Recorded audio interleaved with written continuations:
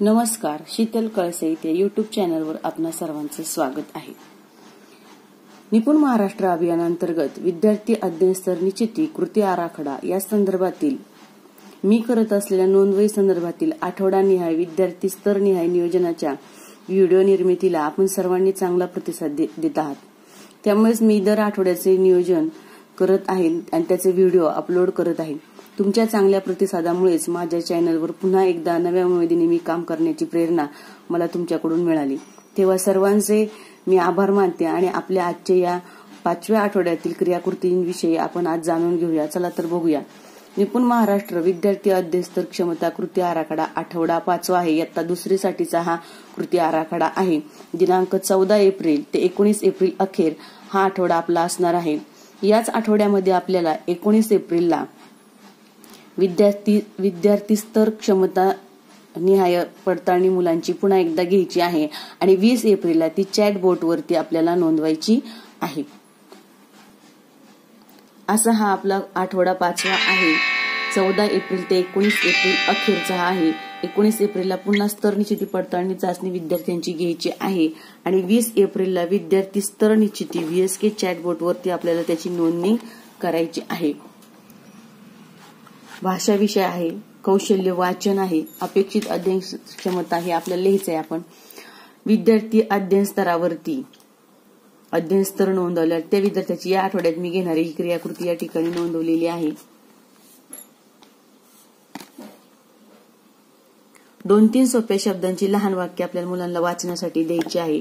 त्यासाठी आपण साहित्य आपल्या पाठ्यपुस्तकातील घेतली तरी चालतील किंवा आपल्याकडे गोष्टींचे पुस्तकं असतील किंवा शब्दतरंग मासिक असेल त्या कात्रणातील आपण मुलांची छोटे छोटे वाक्य वाचून घेऊ शकतो। शब्द कार्ड आहेत आपल्या भाषा पेटीतील, त्यातील सुद्धा आपण घेऊ शकतो। ही नमुना दाखल दिलेले आहेत। रोज आपल्याला 10 ते 15 मिनिटं वेळ द्यायचाच आहे। विद्यार्थ्यांनी दिलेला प्रतिसाद पालकांसाठीच्या सूचना आहेत। त्यानंतर म्हणजे हे 5 तारखेनंतरचे विद्यार्थी 5 एप्रिलला आपण जे अध्ययन स्तर पडताळणी केली आहे त्यानंतर पुढच्या अध्ययन स्तर प्राप्त झालेल्या विद्यार्थ्यांचा हा गट आहे। 11 मध्ये 2 विद्यार्थी आहेत, त्यांचा गट केलाय, त्यांना दिलेल्या क्रियाकृती आहेत। या ठिकाणी इथे थोडं आपलं परिचित मजकूर घेतलाय। 3 ते 5 सोपे शब्द आणि जोडाक्षरयुक्त। 6 मध्ये साधे सोपे शब्द असणारे वाक्य, इथं मात्र जोडाक्षरयुक्त असणारे लहान वाक्य द्यायचे। आपण पाठ्य उतारा घेऊन त्यातील 2-3 वाक्य मुलांना वाचनासाठी देऊ शकतो। गोष्टींचे पुस्तक आपल्याकडे जे वाचन साहित्य उपलब्ध असेल आपल्या वर्गामध्ये किंवा आपण पाठ्यपुस्तकातील सोपे सोपे वाक्य जरी मुलांकडून वाचून घेतले तर ते सुद्धा चालतील। आपल्या स्तरावर आपल्याला नियोजन करायचं आहे। त्यानंतर 12व्या अध्ययन स्तरावरती ज्याच्यामध्ये विरामचिन्हांचा वापर करून विरामचिन्ह असणारी वाक्य मुलांकडून जोडाक्षरयुक्त असणारी वाक्य मुलांकडून वाचून घ्यायची आहेत। अध्ययन स्तर 12वा आहे। आवश्यक अध्यापन साहित्य जे आहे आपल्याला मुलांना आपण देणार आहोत ते इथं नोंदवायचं। त्यानंतर पुढचं भाषा कौशल्यातील आपल्याला कौशल्य आहे लेखन। अध्ययन स्तरानुसार विद्यार्थ्यांचे गट केलेले आहेत। इथं मुलांचं 8व्या अध्ययन स्तराला अणुलेखन घ्यायचं आहे। आपण वाचन कार्ड, शब्द कार्ड किंवा उजळणी असेल, पाठ्यपुस्तक असेल त्यातील आपण सोपे सोपे वाक्य मुलांना पाहून लिहायला सांगायचे। अणुलेखन अध्ययन स्तर 8वा आहे, त्याला अणुलेखन अपेक्षित आहे आपल्याला। त्यानंतर 13व्या अध्ययन स्तरासाठी सुद्धा अणुलेखन आहे, फक्त इथं थोडीशी मर्यादा जास्त असणारी वाक्य शब्दांची।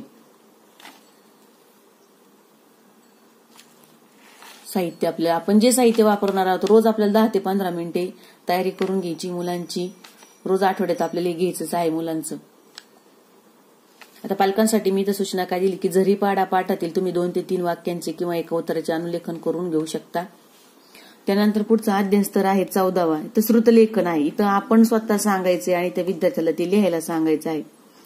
मग आपण 1 ते 2 वाक्य सांगू शकतो, 4 ते 5 वाक्य सांगू शकतो किंवा एखादा पाठ्य उतारा घेऊन किंवा एखाद्या गोष्टीच्या पुस्तकातील छोटे छोटे वाक्य उतारे किंवा वाचन साहित्य जे आहे पेटीतील आपण त्यातील उतारे कार्ड घेऊन त्याच्यावरचे सुद्धा वाक्य विद्यार्थ्यांना सांगायचे, ते लिहायला सांगायचे। लिहून झाल्यानंतर त्यांचे तपासून घ्यायचे।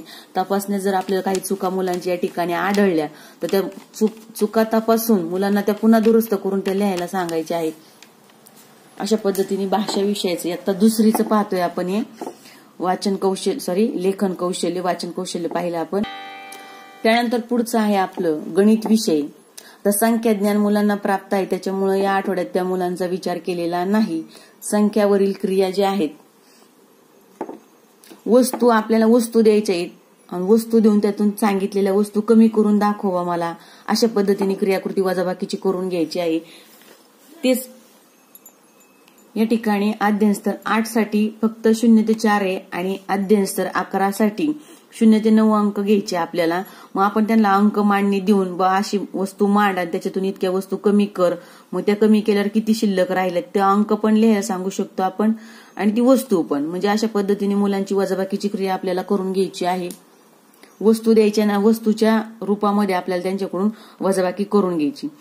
किंवा एवढे आपण लिहिलेत किंवा संपूर्ण लिहायचे त्याच्यातून तितके कमी केलेत, किंवा आहे ते दिलेले आहेत आणि त्याच्यातून तितके कमी कर बरं. 9 हा अंक दिला आणि 9 अंकातून आपल्याला 4 वस्तू कमी करायला सांगितलं, तर किती वस्तू राहिल्या मुलं मोजून सांगतील 5 राहिल्या. मग आपण त्यांना त्या लिहिण्यास सुद्धा सांगू शकतो की लिहि बरं 5 अंक. अशा पद्धतीने मुलांकडून वजाबाकीची क्रिया करून घ्यायची आहे. इयत्ता दुसरीसाठी हा आठवडा आपण पाहतोय. 20 तारखेला आपल्याला 19 एप्रिलला अध्ययन स्तर निश्चिती पडताळणी करून 20 एप्रिलला विद्यार्थी स्तर निश्चिती करून ती VSK चॅटबोट वरती नोंदवायची आहे. असा हा आपला कृती आराखडा 5वा आपण पाहतोय. अशा पद्धतीने निपुण महाराष्ट्र अभियानांतर्गतचा विद्यार्थी अध्ययन स्तर क्षमता कृती आराखडा आठवडा 5वा इयत्ता दुसरीसाठी भाषा विषय आणि गणित विषयासाठी आपण पाहिला. धन्यवाद.